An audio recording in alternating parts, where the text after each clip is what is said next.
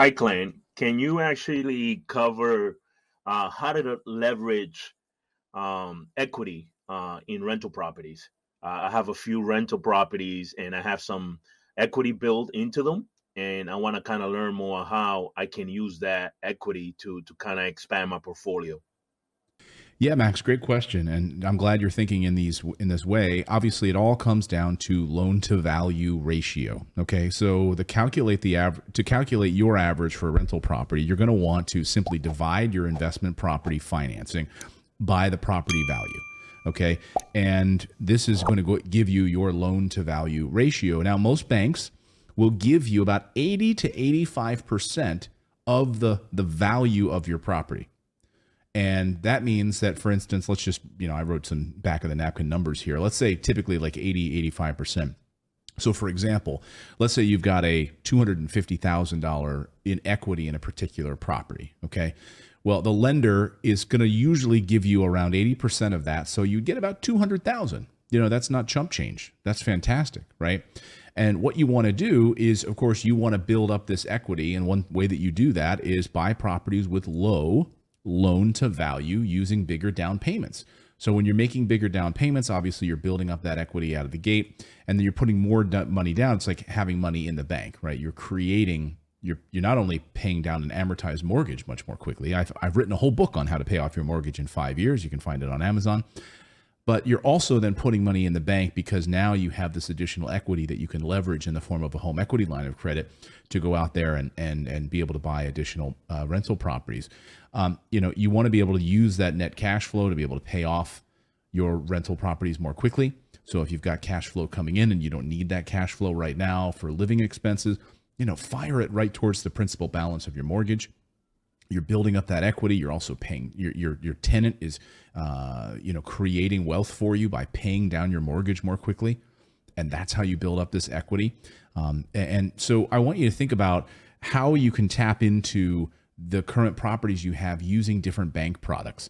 And I'm just going to tell you right away that you're going to have to shop around, Max. I mean, to find good banking products, you're going to have to shop around. Well, the bank down the street might tell you no, go across the street, and they'll tell you yes.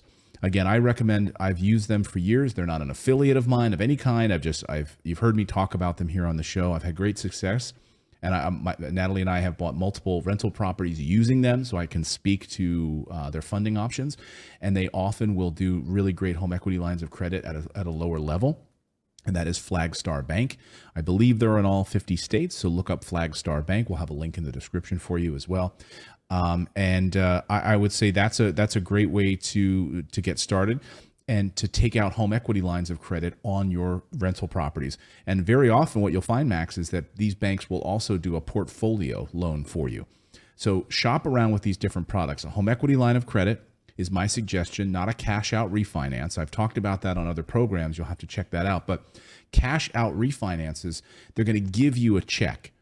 And again, the clock starts ticking right then because they're handing you a check for the equity amount. And now that interest and what you have to pay back starts right now.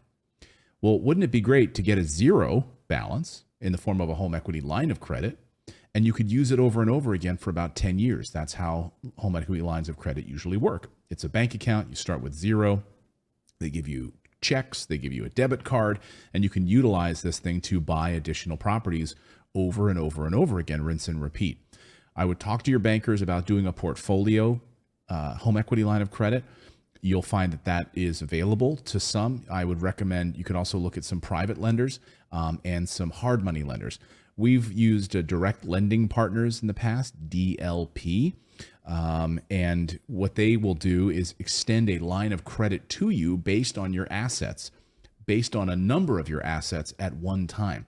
So they'll maybe pull all of these things together. They might extend to you like $1 million line of credit that you can use based on your assets. It's not on any one individually, but it's a portfolio and based on your own personal credit. They'll look at all of that and then extend to you a line of credit. Now, those can be a little tricky because they're going to want the paperwork for any time you buy a property. They're going to have to run it through their process, but that's okay. Like as long as you're going to have to do a little legwork, do a little homework, do a little paperwork with them in order to make that purchase. It's not like you can just go out and willy-nilly use that $1 million line of credit.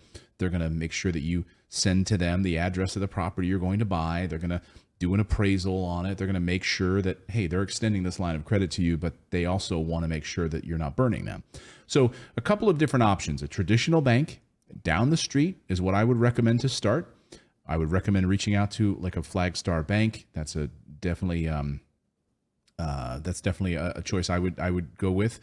Look at a lot of your local banks. If you've got properties in a particular town that you live in that particular town, Max, with those properties, you're going to have greater success with the local banks in those towns because they know the area, they know the demographics, they know the vacancy rates, they know the crime rates, they know the schools, they know the taxes.